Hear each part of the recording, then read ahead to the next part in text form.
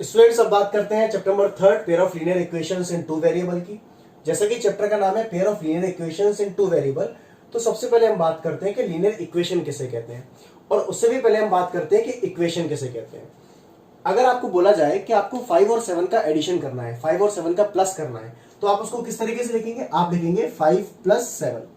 या फिर अगर आपको बोला जाए x + 3 करना है, तो आप उसको कैसे लिखेंगे? x + 3।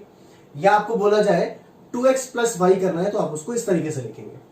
अब मैं अगर आपसे पूछूं क्या ये इक्वेशन है, तो जवाब होगा नहीं, ये इक्वेशन नहीं है। तो इनको क्या बोलेंगे? इनको बोलेंगे आप एक्सप्रेशन। ये क्या है? आपके एक्सप्रेशन है। तो 5 + 7 क्या है? आपका एक्सप्रेशन है। x + 3 क्या है? आपका एक्सप्रेशन है। उसी तरीके से 2x + y क्या है? आपका एक्सप्रेशन है। ये तीनों ही आपके क्या है? एक्सप्रेशन है। अब आप देखिए कि यहां पर सिर्फ नंबर्स लिखे हुए हैं, यहां पर एक वेरिएबल एक नंबर या कांस्टेंट लिखा हुआ है, यहां पर दो वेरिएबल लिखे हुए हैं। तो इनमें आपस में अंतर क्या है? जब नंबर्स लिखे रहते हैं तो उसको हम बोलते हैं न्यूमेरिकल एक्सप्रेशन। क्या बोलते हैं उसको हम? Numerical expression. और जब आपका वेरिएबल लिखा होता है तो उसको बोलते हैं अलजेब्रिक एक्सप्रेशन। तो ये क्या होगा? आपका अलजेब्रिक एक्सप्रेशन। यहां पर भी आपका वेरिएबल लिखा हुआ है तो उसको क्या बोलेंगे हम? Algebraic expression. क्लियर है? अब अगर आप 5 में 7 का प्लस करते हैं तो कितना आएगा? 12। अगर आप 5 में 7 का प्लस करते हैं तो इक्वल करके आप क्या लिखेंगे? 12 लिखेंगे। तो अब आपकी ये बन जाती है इक्वेशन। अब आपकी क्या बन जाती है? ये इक्वेशन। तो इक्वेशन का मतलब होता है बराबर। जब बराबर का सिंबल आ जाता है तो उसको हम कहते हैं इक्वेशन। इक्वेशन का मतलब होता है जब दो चीजें आपस में बराबर होती है उसको हम इक्वेशन कहते हैं, या दो एक्सप्रेशन जब आपस में बराबर होते हैं तो उसको हम क्या कहते हैं? इक्वेशन कहते हैं। अब इक्वेशन के पार्ट्स कौन कौन से होते हैं? इक्वेशन में एक बराबर का सिंबल होता है, और जो बराबर के लेफ्ट हैंड साइड पे लिखा होता है उसको हम बोलते हैं LHS, और जो बराबर के राइट हैंड साइड पे लिखा होता है उसको हम बोलते हैं RHS। इसका फुल फॉर्म होता है लेफ्ट हैंड साइड और इसका फुल फॉर्म होता है राइट हैंड साइड। क्लियर है? और ये लेफ्ट हैंड साइड और राइट हैंड साइड आपस में बराबर होनी चाहिए। क्लियर है? लेफ्ट हैंड साइड और राइट हैंड साइड आपस में बराबर होनी चाहिए। मान के चलिए कि x + 3 = 5 होता, x + 3 = 5 होता, और मैं आपसे पूछता कि x की वैल्यू क्या होगी, तो x की वैल्यू सिर्फ एक ही पॉसिबल है। x की वैल्यू क्या हो सकती है? सिर्फ 2 हो सकती है। क्यों? क्योंकि 2 + 3 करूंगा तभी कितना आएगा? आपका 5 आएगा। और हमारी इक्वेशन क्या कहती है कि दो वैल्यू LHS और RHS हमारा क्या होना चाहिए? बराबर होना चाहिए। तो x की वैल्यू सिर्फ क्या पॉसिबल है? इसमें 2 पॉसिबल है, क्योंकि 2 + 3 = कितना आएगा? 5। उसी तरीके से मान के चलिए कि 2x + y = 10 होता। 2x + y = कितना होता हमारा? 10 होता। तो x और y की वही वैल्यू पॉसिबल होती जब इसको सॉल्व करने पे कितना आता? 10 आता। मान के चलो कि मैं यहां पर x की वैल्यू 1 मान लेता हूं, तो 2 × 1 = 2, तो y की वैल्यू कितनी होती? 8 होती है यहां पर। क्लियर है? अगर x की वैल्यू में 1 मानता तो y की वैल्यू कितनी होती? मेरी 8। 2 × 1 = 2 + 8 कितना हो गया? 10। इसी तरीके से x और y की बहुत सारी वैल्यूज यहां पर पॉसिबल है, लेकिन सॉल्व करने में आपका क्या आना चाहिए? सिर्फ 10 आना चाहिए। क्लियर है? अब बात करते हैं कि लीनियर इक्वेशन किसे कहते हैं। लीनियर इक्वेशन में आपकी जो पावर है, x के ऊपर जो पावर होगी, वेरिएबल के ऊपर जो पावर होगी, वो सिर्फ 1 होगी। क्या होगी? सिर्फ 1 होगी, ना 1 से कम ना 1 से ज्यादा। आप देखेंगे जैसे कि यहां पे लिखा हुआ है आपका x + 3 = 5, तो x की पावर क्या है आपकी? बताइए। 1। जब कोई पावर नहीं होती तो हम 1 मानते हैं, तो जब पावर आपकी 1 होगी तो हम किसको क्या कहेंगे? Linear equation. तो ये क्या है? हमारी लीनियर इक्वेशन। इसी तरीके से मैं बोलूं कि 2x + y = 10, तो ये भी क्या है? मेरी लीनियर इक्वेशन, क्योंकि देखिए x के ऊपर ही पावर कितनी है? 1, और y के ऊपर ही पावर कितनी है? मेरी 1। लीनियर इक्वेशन का अगर मैं स्टैंडर्ड फॉर्म बोलूं तो लीनियर इक्वेशन का जो स्टैंडर्ड फॉर्मेट होता है वो होता है ax + b = 0। ax + b = 0, जिसमें a की जो वैल्यू है वो कभी 0 के बराबर नहीं होगी।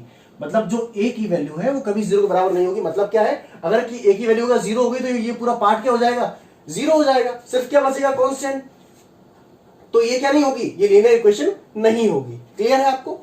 चलिए अब बात करते हैं कि टू वेरिएबल से क्या मतलब है और पेयर से क्या मतलब है। पेयर मतलब इस पूरे के पूरे चैप्टर में आपको two pair of linear equations दी रहेंगी। जैसे कि मान के चलो आपके पास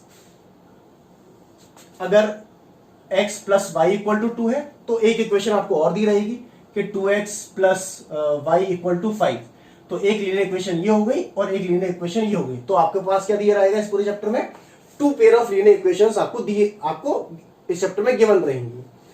टू वेरिएबल का क्या मतलब है कि जैसे आप यहां देखेंगे तो सिर्फ x है, यहां देखेंगे तो आप क्या है, सिर्फ x है, तो this is single variable.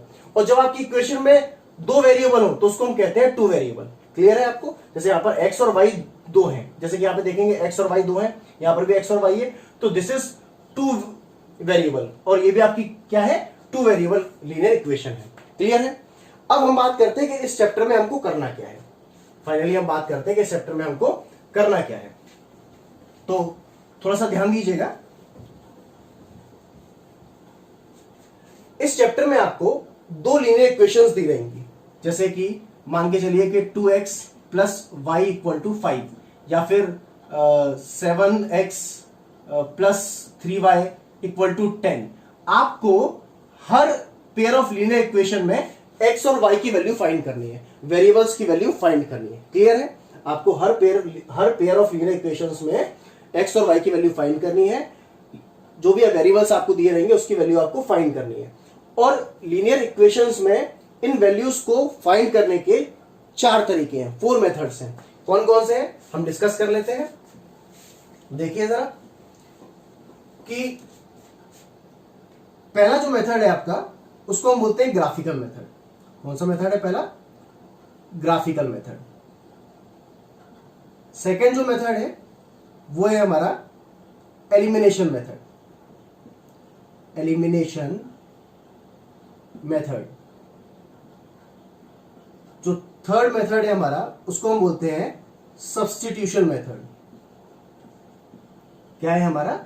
Substitution method. और जो फोर्थ मेथड है हमारा उसको हम बोलेंगे क्रॉस मल्टीप्लिकेशन मेथड। क्या नाम है? Cross multiplication method. इन सभी मेथड से आप x और y की वैल्यू फाइंड करेंगे। x और y से मतलब है जो भी उसमें दो वेरिएबल्स दे रहेंगे आप उनकी वैल्यू फाइंड करेंगे। ऊपर वाला ये आपका ग्राफिकल मेथड है और इन तीनों को आप एल्जेब्रिक मेथड भी कहते हैं। क्या कहते हैं आप इनको? एल्जेब्रिक मेथड भी कहते हैं। क्लियर है? इन तीनों को कंबाइंड फॉर्म में आप क्या कहते हैं? एल्जेब्रिक मेथड भी कहते हैं। तो आपको समझ में आ गया होगा कि इस चैप्टर में क्या करना है। इस पूरे चैप्टर में आपको वेरिएबल्स की वैल्यू फाइंड करनी है, x और y की वैल्यू फाइंड करनी है, और उसके लिए आपके पास 4 मेथड अवेलेबल है। तो हम 1 बाय 1 करके सारे मेथड्स को यहाँ पे पढ़ेंगे। पहले ग्राफिकल मेथड देखेंगे, फिर एलिमिनेशन मेथड देखेंगे, फिर सब्स्टिट्यूशन मेथड देखेंगे, फिर क्रॉस मल्टीप्लिकेशन मेथड देखेंगे। अब इस पूरे चैप्टर को मैंने अपने हिसाब से डिजाइन किया है। मैंने इसमें पार्ट 1, पार्ट 2, पार्ट 3, पार्ट 4 इस तरीके से इसमें कुछ पार्ट्स बनाए हैं, जिसमें हर क्वेश्चन, चाहे वो आपका बुक का क्वेश्चन हो या किसी और बुक का क्वेश्चन है, सारे के सारे क्वेश्चंस को कवर करने की कोशिश की है। और एक बार आप सारे के सारे पार्ट्स लगा लेंगे तो ऐसा कोई भी क्वेश्चन नहीं होगा जो आप पे नहीं बनेगा, है ना। हर टाइप का क्वेश्चन उसमें आपका पार्ट में आ जाएगा। तो जहां तक है आप एक बार सारे के सारे पार्ट्स को अच्छे से देख लेंगे, सारे के सारे पार्ट्स के क्वेश्चन अच्छे से लगा लेंगे, तो आपके डाउट्स पूरे के पूरे तरीके से क्लियर हो जाएंगे, है ना। आपको कोई दिक्कत नहीं होगी। बस आप थोड़ा सा ध्यान बना के रखिए और थोड़ा सा ध्यान दीजिए, ठीक है। प्रॉपर नोट्स बनाइए, प्रॉपर रिवीजन कीजिए, प्रॉपर मेहनत कीजिए, है ना। मैथ्स का मतलब ही होता है प्रैक्टिस करना। जब तक आप प्रैक्टिस नहीं करेंगे मैथ्स आपका इंप्रूव नहीं होगा, ठीक है। तो चलिए मिलते हैं नेक्स्ट पार्ट पर।